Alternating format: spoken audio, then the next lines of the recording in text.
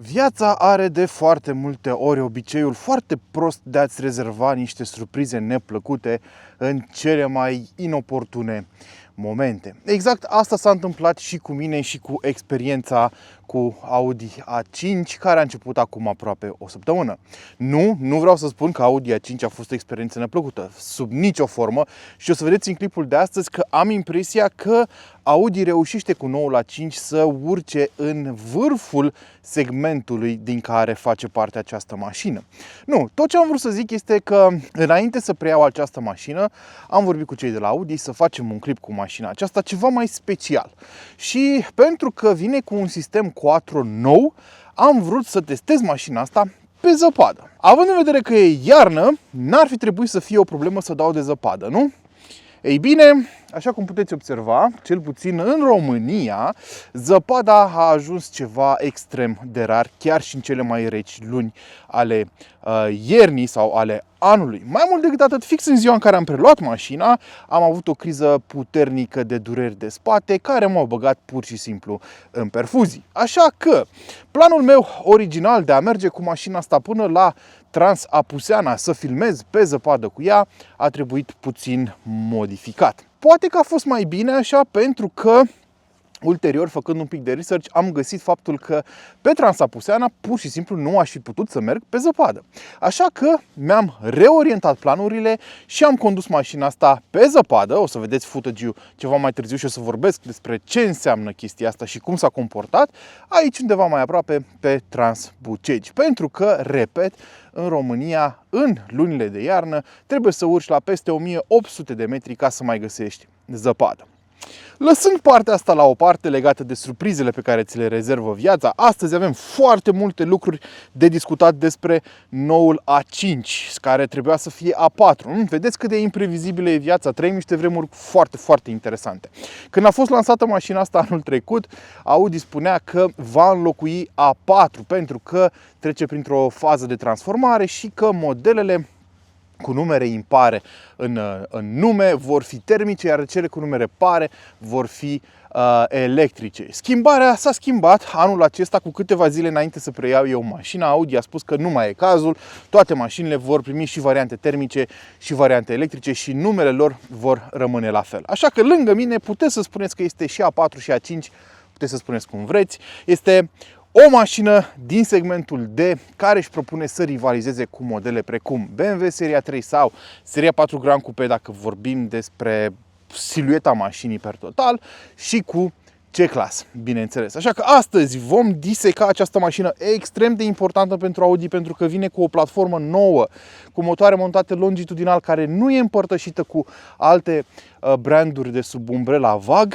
Vine cu o motorizare complet nouă sub capotă, un nou sistem hibrid, un nou sistem Quattro, deci avem foarte, foarte multe lucruri de vorbit. Stați aici, dați un subscribe și hai să începem!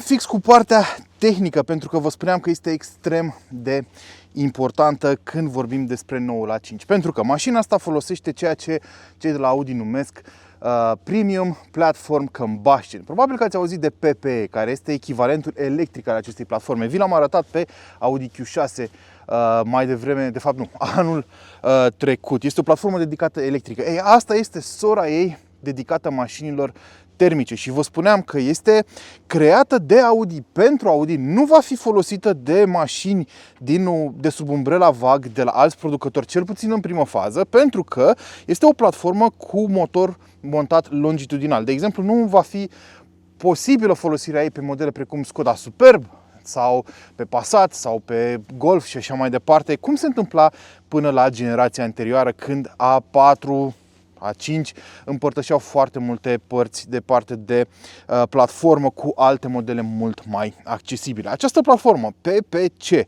cu motorul longitudinal, cum spuneam, este foarte importantă mențiunea asta, va fi folosită de toate mașinile Audi pe combustie din viitor, de la A4, A5 în sus. Deci A6 și vom vedea chiar și SUV-uri construite pe această platformă. Momentan, cealaltă mașină, că mai e una singură lansată pe această platformă care este disponibilă, este Audi Q5 și există câteva diferențe între ele. Vom vorbi despre ele când vom testa și Q5-ul. Sub capotă, pe noul A5, vei găsi motoare de 2 litri. Dacă vorbim de S5, vei găsi și motoare de 3 litri. Dar aici vorbim doar de motoare de 2 litri și ai două la dispoziție. Ai propulsorul de 2 litri benzină TFSI cu două niveluri de putere, 150 sau 204 cai, non-mild hybrid, și mai e versiunea asta, dieselul 2.0 TDI, clasicul 2.0 TDI, legenda celor din Germania, care este disponibil în două variante, dar indiferent de variantă, vei avea propulsorul mild hybrid. Singura diferență este că unul este tracțiune față și unul este tracțiune integrală. Deci poți să-ți cumperi mașina asta cu motor diesel mild hybrid plus. Ce înseamnă mild hybrid plus? Înseamnă că, spre deosebire de generațiile anterioare, unde aveai un setup mild hybrid care includea un starter generator pe curea și așa mașina devenea un mild hybrid, aici mai ai un motor electric suplimentar montat pe axul de ieșire din cutia de viteze, care este foarte, foarte important. Este puternic, are 24 de cai putere, are până la 230 Nm cuplu și rolul lui este să asiste mașina în deplasare și să recupereze foarte multă energie.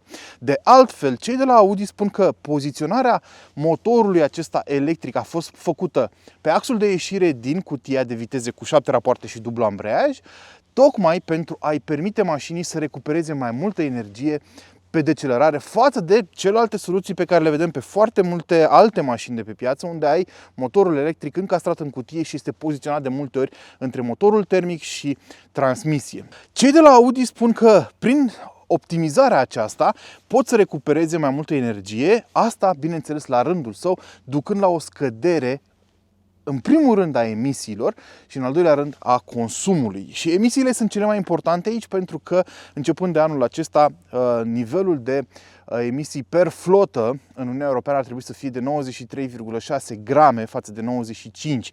Dacă depășești acest nivel de emisii de dioxid de carbon, plătești niște amenzi usturătoare. Acest sistem folosește și o baterie. Pentru mine personal este prima oară când aud de un sistem mild hybrid care folosește o baterie cu tehnologie LFP, litiu fosfat. Este o tehnologie de care v-am mai vorbit la mașinile electrice, o tehnologie care permite bateriei să aibă mai multe cicluri de încărcare și descărcare, este mai rezistentă la incendiu și așa mai departe. Și o baterie cu o capacitate de 1,76 kWh. Mare, foarte mare. Ca să vă faceți o idee, modelele mild hybrid de obicei au baterii de mult sub 1 kWh. Aici avem 1,76.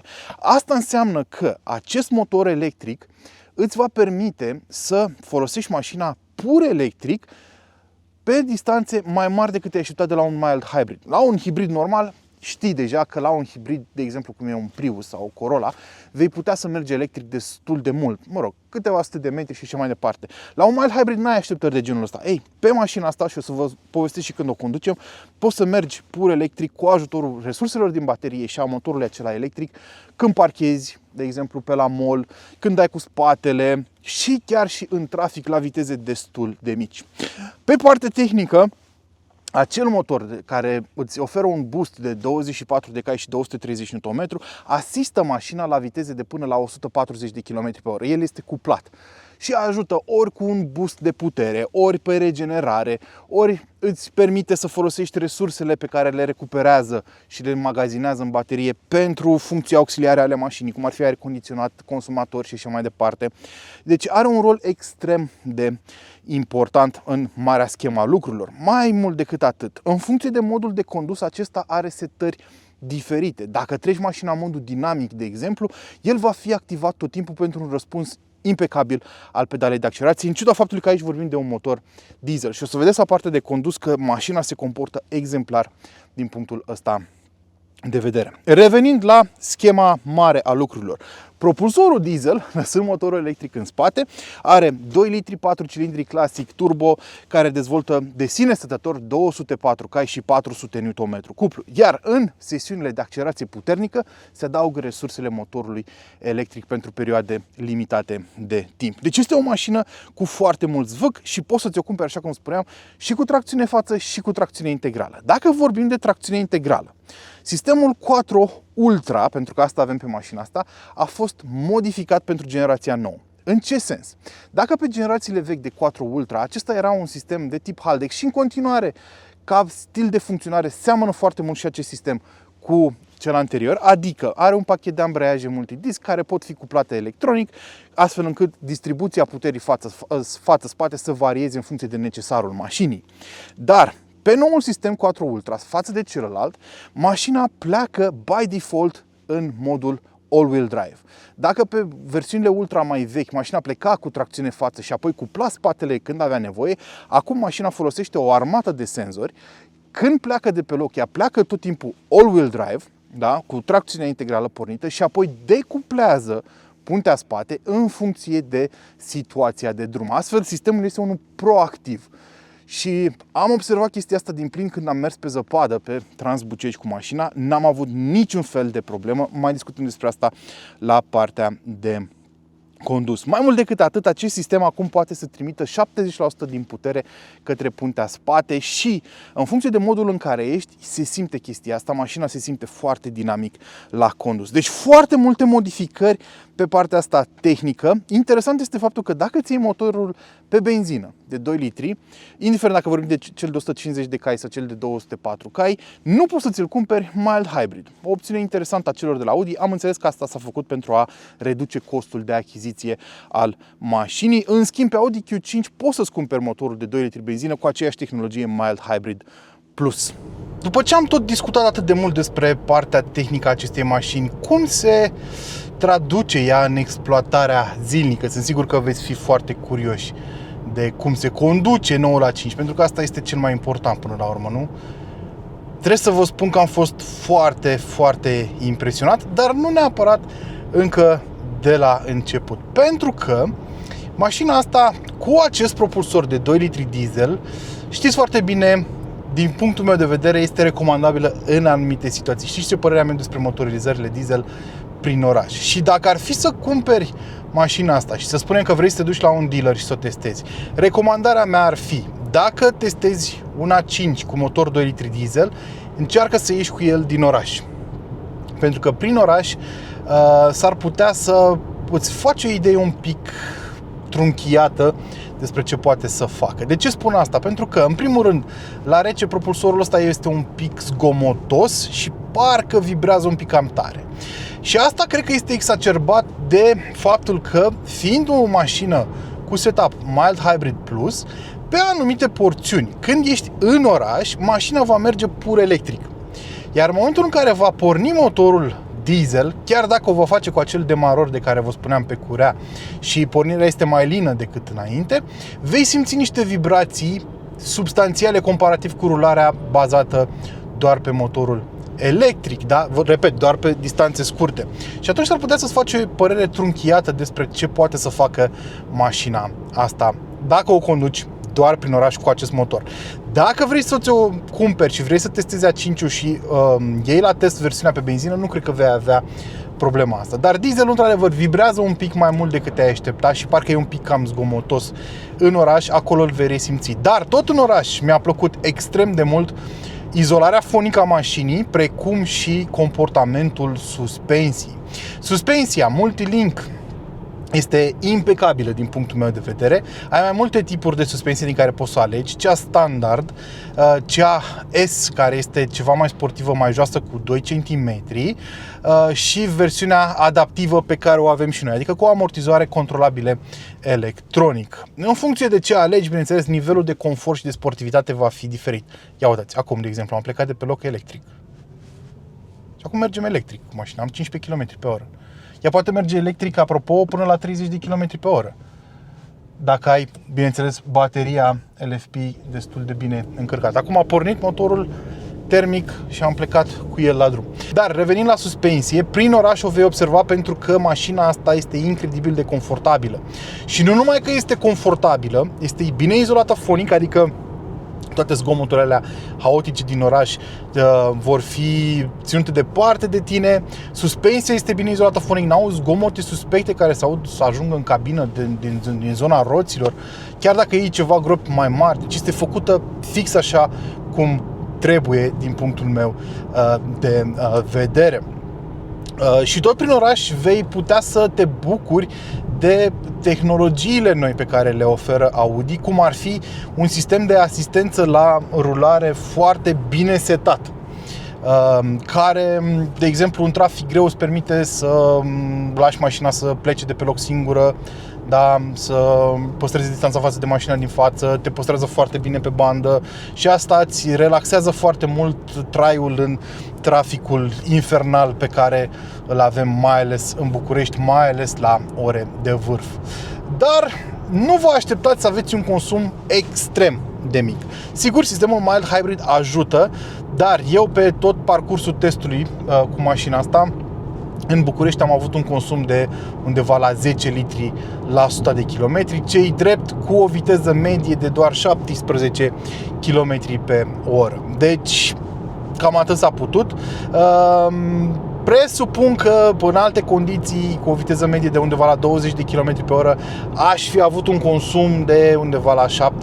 Bineînțeles că pe DN lucrurile se schimbă puțin. În primul rând, din prisma consumului, pe DN am avut consum de 5,3 litri la 100 de km, fără să menajez mașina, dar mergând, bineînțeles, cu limită de viteză. Ia să activăm cruise control-ul și pe DN. Și îmi place foarte mult că avem acest head-up display foarte generos care îți arată toate informațiile de care ai nevoie. Am observat că mașina știe să te păstreze foarte bine pe bandă, ai avertizare de unghi mort care acum este activă și funcționează foarte bine. Și iarăși nivelul de zgomot este foarte redus per total, inclusiv la viteze de peste 100 de km pe oră. Și este o mașină super confortabilă pentru drumuri lungi, pentru că odată ce ajungi pe DN, de exemplu, motorul termic diesel de sub capotă nu o să mai aibă atât de multe porniri și opriri și nu o să se mai simtă vibrațiile atât de mult în cabine și va fi o experiență foarte ok. Ai destul de mult zvâc pentru un motor de 2 litri și vă spuneam că mașina se va comporta diferit în funcție de modul în care conduci. Noi acum suntem pe modul confort, adică scopul ei este să meargă cât mai relaxat și să păstreze pasagerii în confort absolut. Dar bineînțeles că putem să o dăm și pe modul dynamic. Iar în modul dynamic, mașina modifică modul în care răspunde motorul electric în primul rând la inputurile tale. Pentru că răspunsul în pedală este cam instantaneu atunci când treci în modul dinamic, pentru că ai cuplul ăla instant de la motorașul de care vă spuneam mai devreme, de la sistemul Mild Hybrid Plus. Nu vă gândiți că vorbim de o mașină super rapidă. Până la urmă, tot despre un 2 litri diesel este vorba, dar cu ajutorul resurselor de la motorul electric ajungi pe vârfuri de accelerație la un 200, aproape 230 de cai și se simte. Mașina are reprize foarte bune pentru dimensiunea motorului ei. Bineînțeles că nu putem să trecem mai departe fără să nu vorbim despre designul acestei mașini. Și vă spuneam, acesta este Audi A5, nu este Audi A4. Dar dacă vă uitați cu atenție, s-ar putea să credeți că mașina asta este de fapt un A4. Ce diferenția A5 de A4 era faptul că era considerată versiunea coupe a acestei mașini și numele lui A5 reflecta chestia asta, pentru că aveam A5 Coupe și aveam A5 Sportback și Cabrio, în timp ce A4 era disponibil ca sedan și ca Avant. Asta se întâmplă acum cu A5-ul, care este disponibil ca sedan, mașina de lângă mine, în ciuda formei foarte rotunjite a plafonului, care aduce în continuare Sportback din punctul meu de vedere, și mai există și versiunea Avant, adică break a acestei mașini. Designul, din punctul meu de vedere, este o chestie extrem de subiectivă. Mie îmi place mult cum arată mașina asta, se înscrie în liniile moderne ale celor de la Audi, arată bine și, bineînțeles, are câteva chestii care o scot în evidență, tipice Audi. De exemplu, în zona din față o să observați luminile pentru rularea pe timp de zi cu tehnologie LED, care și pe această mașină pot fi configurate. Ai undeva la 8 moduri în care poți să le configurezi, arată foarte bine și au și niște animații foarte drăguțe. Farurile pot avea 3 tipuri de iluminare LED, cea standard, LED adaptiv sau LED Matrix, cum avem și noi, și funcționează absolut impecabil pe timp de noapte. Am spus-o de foarte mult timp, Audi are unul dintre cele mai bune sisteme de iluminare. În zona din spate, iarăși, stopul foarte mare care se întinde pe toată lățimea mașinii poate fi configurat astfel încât să ai tehnologie OLED în zona din spate și la fel poți să configurezi diferite semnături luminoase. Dacă îți cumperi această opțiune, noi nu o avem pe mașina de față, Stopurile OLED au și niște funcții de siguranță. De exemplu, dacă o mașină se apropie foarte repede de tine și tu ești pe loc, stopurile își măresc intensitatea astfel încât să-i atragă atenția șoferului din spatele tău să încetinească sau să te evite. Pe parte de detaliu, A5-ul, bineînțeles, poate fi achiziționat și cu pachetul S-Line. Noi nu-l avem pe mașina asta, am vrut să testăm așa o versiune mai normală, să spunem că nu toată lumea vrea să cheltuie banii pe pachetul S-Line, care îți aduce niște elemente mai agresive în față și sigla S în spate. Ce o să-mi lipsească de pe A5 este clar faptul că nu mai avem acum ușile fără rame. Eu sunt un fan al ușilor fără rame, deși știu că ușile fără rame au niște dezavantaje inerente, cum ar fi izolarea fonică, care este mai deficitară. Acum avem mânerele la nivel cu portiera și acestea sunt deschise prin atingere, deci nu mai e un mâner fizic de care trebuie să tragi ca să deschizi ușa. Practic apeși pe un buton și ușa se deschide și se închide. Dar îmi place foarte mult sunetul. Se aude foarte bine atunci când închizi ușa, ceea ce nu pot să spun despre rivalii acestei mașini. Și bineînțeles, pentru că vorbim de o mașină nouă, vorbim de culori noi, știm foarte bine, Audi e un fan al culorilor terne, negru, gri, avem foarte multe nuanțe, dar avem și culori ceva mai vii în configurator. Jantele pot varia de la 17 la 20 de inci. Noi aici avem varianta pe 19 cu niște anvelope de iarnă care, sincer, și-au făcut treaba foarte, foarte bine, dar astea sunt chestiuni de detaliu. Și în spate, iarăși, îmi place faptul că Audi a ascultat foarte mult de feedback-ul clienților și acum nu mai poți să-ți cumperi un Audi cu țevi de evacuare false sau cu ornamente false în zona din spate. Toate mașinile, indiferent dacă ai pachetul S-Line sau nu, vor avea țevi de evacuare adevărate, indiferent de motorizare. Aici avem două țevi în zona din spate. Dacă aveam pachetul S-Line, aveam un alt ornament, dar aveam țevi adevărate pe evacuare. Dacă e să vorbim de dimensiuni, 9 la 5 a crescut față de vechiul la 5, cu undeva la 7 cm, din care 5 cm se regăsesc în ampatament.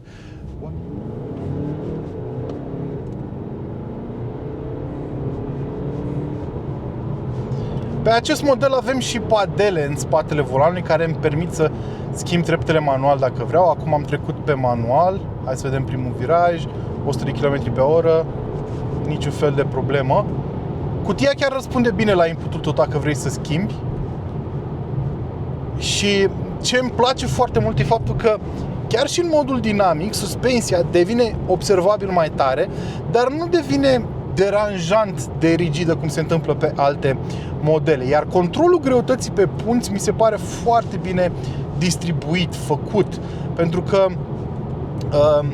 nu se mai simte cum se simțeau acum ceva timp modelele Audi A4 și A5 greu de nas sau grele de nas. Se simțeau de parcă partea frontală voia să fugă de tine. Hai să mergem în acest viraj, iarăși avem 100 de km pe oră, dar nici nu-ți dai seama că ai 100 de km pe oră, atât de bine izolată fonică e. Niciun fel de problemă în viraje. Dar, repet, nu vă așteptați ca mașina asta să meargă cum mergeam, de exemplu, cu E53 AMG, pentru că ai o mașină cu 600 de cai. E un 2 litri diesel în continuare. Cu siguranță, dacă vrei să te distrezi cu mașina asta, poți să o faci. Servodirecția, chiar și în mod dinamic, nu mi se pare artificial de grea, mi se pare bine dozată. Iarăși, pedala de frână, deși avem frânare regenerativă, mi se pare că face o treabă foarte bună și nu ai acea treaptă de trecere între frânarea regenerativă și frânarea mecanică pe partea asta. Ai o pedală predictibilă și în modul dinamic devine un pic mai sensibilă. Ia să vedem aici alt viraj, cum se descurcă. Da, pune puterea jos foarte bine și se simte supraviratoare. Asta mi se pare interesant. Pe anumite viraje simți cum îți pleacă spatele mai întâi și apoi fața. Se vede faptul că inginerii chiar au lucrat la sistemul Quattro și l-au făcut să fie ceva mai sportiv.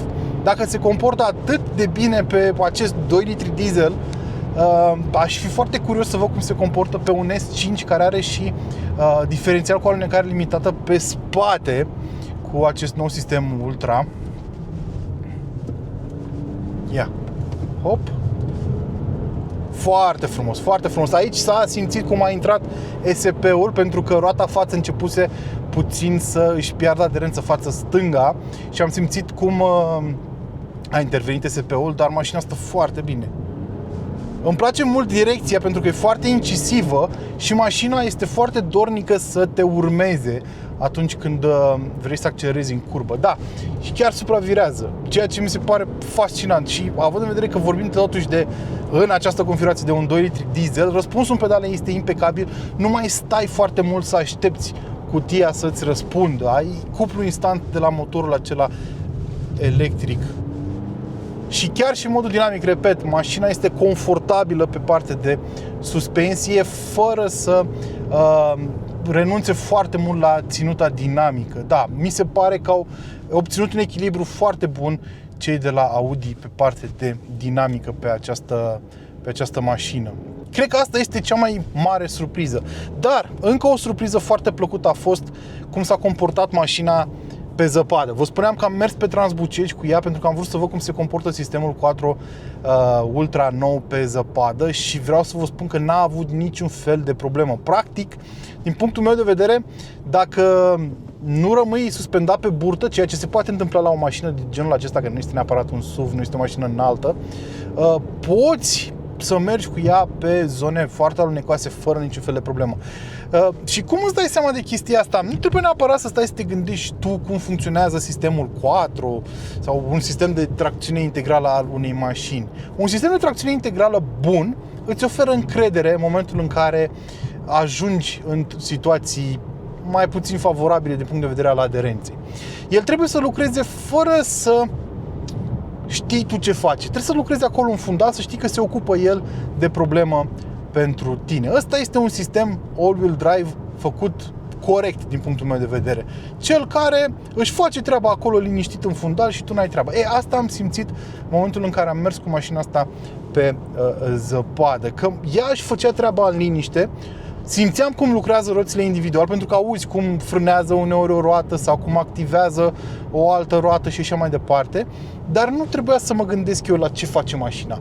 Ea își făcea treaba singurică cu computerele de la bord care setau exact cât cuplu să se ducă la ce roată în funcție de nevoi. Și asta este magia unui sistem de tracțiune integrală foarte bun.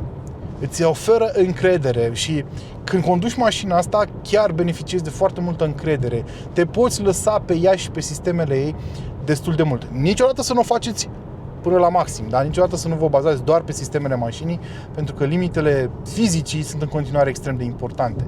Dar per total mi se pare o mașină foarte bine făcută și fix în spiritul aceea ce ar trebui să fie un A4/A5 pentru clienți, mai ales pentru cei care știu și au mai avut mașina asta. Cred că mi se pare o evoluție foarte bună. Unul dintre avantajele de a avea această formă de fastback a noului Audi A5 este faptul că vei avea o deschidere foarte amplă a portbagajului. Apropo, pe noul A5 noaptea ai jos o proiecție luminoasă pe asfalt care îți indică unde să dai cu piciorul pentru a deschide automat portbagajul. Undeva pe aici. Mă rog, trebuie să meargă. Nu merge acum, dar e ok. V-am spus eu cam pe unde să apăsați. Aici avem luminile de care vă spuneam că îmi plac foarte mult. Sigla nouă Audi și aici am fi avut sigla S dacă aveam pachetul S-Line pe mașină. Bun, vorbim de portbagaj. Deschidere amplă, așa cum vă spuneam, de Haion clasic. Aici avem 417, hai să spunem 420 de litri de stocare, banchete rabatabile 40-20-40, puncte de ancorare foarte multe aici în zona din spate, zone de depozitare, zone de agățat cumpărăturile. Deci e un portbagaj foarte, foarte practic și util și faptul că ai o deschidere atât de mare înseamnă că vei putea să bagi obiecte destul de voluminoase atâta timp cât, bineînțeles, nu treci de limita fizică a acestei zone din spate. Observați și țevile de evacuare reale. Deci, pe partea de practicalitate stă bine Audi A5. Hai să ne urcăm și în spate să vedem cum stăm în zona spațiului la cap pe noul model. Hai să vorbim de materiale mai întâi. Avem aici un material sintetic în zona de sus a ușii, dar este o zonă moale, cu o cusătură foarte drăguță aici. Aici avem Un fel de Alcantara, este un material sintetic care se numește Dinamica, arată foarte bine și se simte foarte bine, și un plastic care se simte mai bine decât pe rivalii din segment. Aici în zona de jos, bineînțeles, avem o zonă cu plastic ceva mai dur și nu-mi place faptul că nu avem căptușeală pentru buzunarele din spate. Și cam așa arată zona din spate. Avem pachetul S la interior pe această mașină, nu-l avem la exterior și o să vedeți pe scaunele din față chestia asta. Pe interiorul lui A5 poți să-ți cumperi și piele naturală și piele sintetică în funcție de preferințe. Acum, trebuie să înțelegeți faptul că scaunul șoferului este dat un pic mai în spate decât în mod normal, pentru că am filmat mai devreme în zona din față și a trebuit să dau scaunul mai în spate. Dar, în continuare, eu cred că aș încăpe aici la limită pentru călătorii ceva mai scurte. Hai să vedem și la cap. Ating plafonul. Ăsta este prețul pe care îl plătești pentru acea formă de sportback pe care o are A5 la exterior. Eu am un 84 și cam așa stau. Dacă ai sub un 84, nu o să ai niciun fel de problemă aici în spate. Tot aici în spate avem și două porturi USB Type-C, avem și o zonă pentru controlul climatizării de pe rândurile din spate, pentru că avem climatizare pe 3 zone pe această mașină. Și Audi A5 vine cu un sistem nou care detectează când sunt pasageri în spate și activează sau dezactivează în funcție de situație sistemul de climatizare automată. Avem și cotieră, bineînțeles, două suporturi de pahare cu tot ce îți trebuie și îmi place și profilul acestor scaune, foarte drăguț. Iar aici avem noua planșă de bord Audi, pe care v-am arătat-o pentru prima oară pe Audi Q6. Este dominată de ecrane, multe ecrane și mari. Vedeți, în fața șoferului avem un ecran, mai avem un ecran uriaș pentru sistemul multimedia și încă unul pentru pasageri, care este opțional. Personal, nu știu dacă l-aș bifa, dar vreau să-mi spuneți voi în comentarii dacă ați adăugat și această opțiune. Vă spuneam, mânerele sunt acum acționabile la buton, mai sunt chiar fizice. Și am ajuns și la zona din față, cam așa arată panoul și foarte multe nuanțe de negru și de gri. Mi-ar fi plăcut ceva mai multă culoare, dar atenție, configuratorul îți permite să-ți configurezi mașina în mai multe nuanțe. Deci nu trebuie să o iei neapărat numai în negru și gri cum avem noi aici, poți să o iei cu maro, cu alb, foarte multe combinații de culori. Iarăși materiale bune în partea de sus, bune în partea intermediară, doar aici jos avem un material plastic ceva mai rău și avem și butonul acesta, sau mă rog, platforma asta de butoane care deja a devenit cunoscută în lumea auto, a celor de la Audi, care îți permite să reglezi foarte multe funcții, da? De la lumini, ceață, oglinzi, scaune și așa mai departe. Le ai pe toate aici și trebuie să ai grijă când închizi ușa să nu apuci de aici, ci de aici. Da? Trebuie să-ți formezi un reflex. Avem și sistemul audio Bang & Olufsen pe mașina asta, care se aude foarte bine, pragurile inscripționate S și scaunele tot S, care, din punctul meu de vedere, sunt foarte confortabile și te țin foarte bine pe loc atunci când mergi mai dinamic. Oferă susținere laterală destul de bună, avem reglaje în toate direcțiile posibile, bineînțeles electric, pentru că până la urmă vorbim de un preț destul de mare al acestei mașini, despre care vom discuta ceva mai târziu. Iată-ne și la bord. Cam așa arată volanul nou, cu butoane sensibile la atingere pe ambele părți, care, spre deosebire de implementările altor producători, să știți că aici funcționează destul de bine. Dacă mi-ați mai văzut review-urile de pe canal, probabil știți că nu sunt fanul sistemelor cu butoane sensibile la atingere, mai ales pe modelele Mercedes-Benz, dar aici chiar funcționează bine. Iar aici avem instrumentarul de bord, care, bineînțeles, are mai multe moduri de afișare a informației, în funcție de ce vrei tu să afișeze. Da? Vi l-am prezentat și pe Q6, nu cred că are rost să intrăm în foarte multe detalii. Îmi place că rezoluția este foarte bună și că animațiile sunt fluide. Aici avem Android Auto afișat pe toată lățimea ecranului, mă rog, aproape toată lățimea, pentru că aici avem o zonă de scurtături.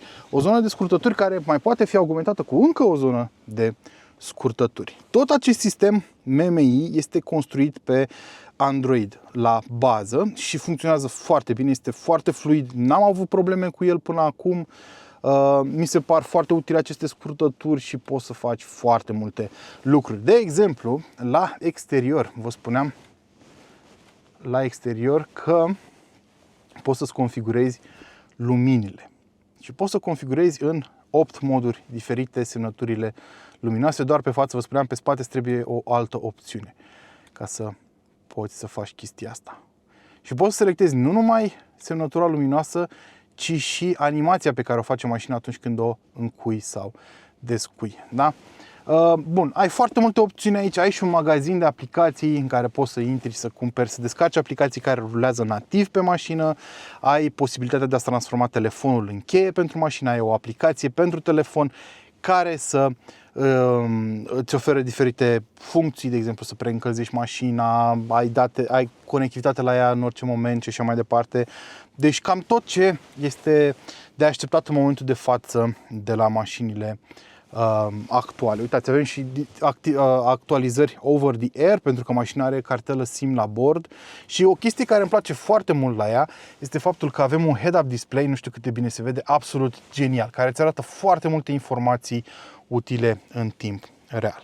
Nu sunt fanul acestui negru lucios, uriaș de pe consola centrală. Este o soluție simplă care arată bine pe termen scurt, dar pe termen lung cred că se va umple de amprente și zgrieturi. Cam așa arată cheia de la 9 la 5, nimic extraordinar. Dar, repet, aici zona aceasta nu este neapărat pe placul meu. Hai să vedem cum arată camerele. Se prezintă foarte bine, poți să vezi mașina din mai multe unghiuri, îți arată, inclusiv atunci când parchezi, mașina îți arată câți centimetri mai ai până la obstacolele din față sau din spate, ceea ce mi se pare foarte tare. Tot aici, dacă apeși pe consola centrală, ai un buton pe care poți să apeși și să schimbi perspectiva mașinii și ai și spălător pentru camere.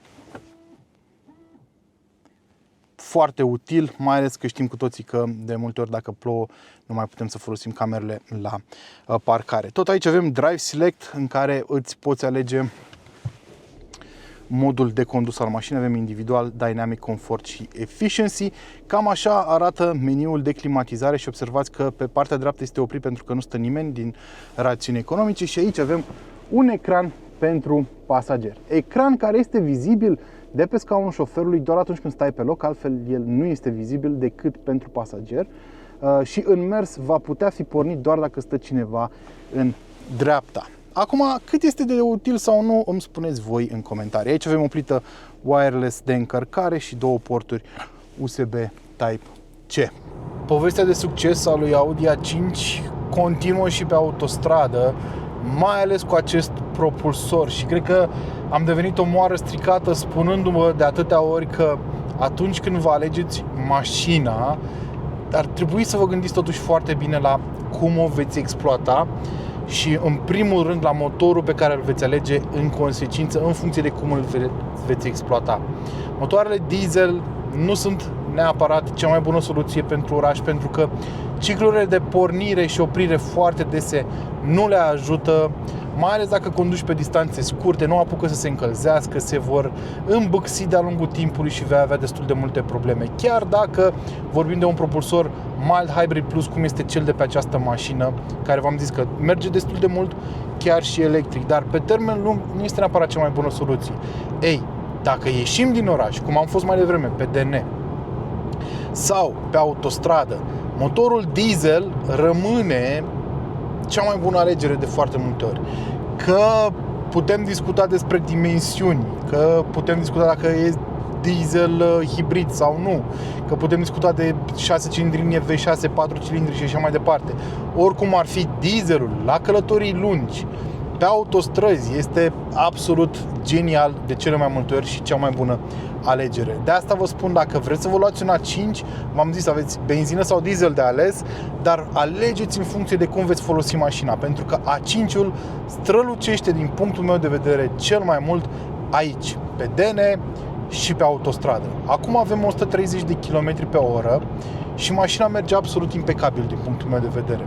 Este fix așa cum ar trebui să se descurce un sedan de segment D cu motor de 2 litri sub capotă. Vă spuneam că motorul electric intervine și ajută până la viteze de 140 de km pe oră. Așadar, și această mașină se va simți ceva mai dinamică pe autostradă până la 140, dar nu vă gândiți că peste 140 devine foarte lentă. Ba chiar o să facem niște teste, cum facem de obicei cu mașinile aici pe canal, să vedem cum accelerează pe reprize mașina.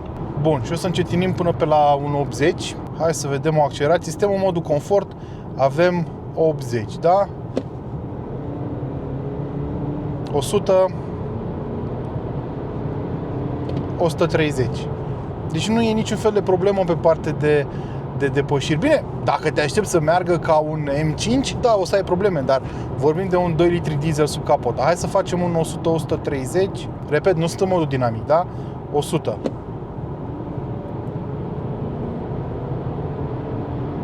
30. Deci, n-ai probleme pe partea de depășire cât timp ești un om rațional. Trebuie să subliniez chestia asta. Hai să trecem mașina și în modul dinamic. Aici ar trebui să avem un pic mai mult boost de la motorul electric. Hai să vedem. 100.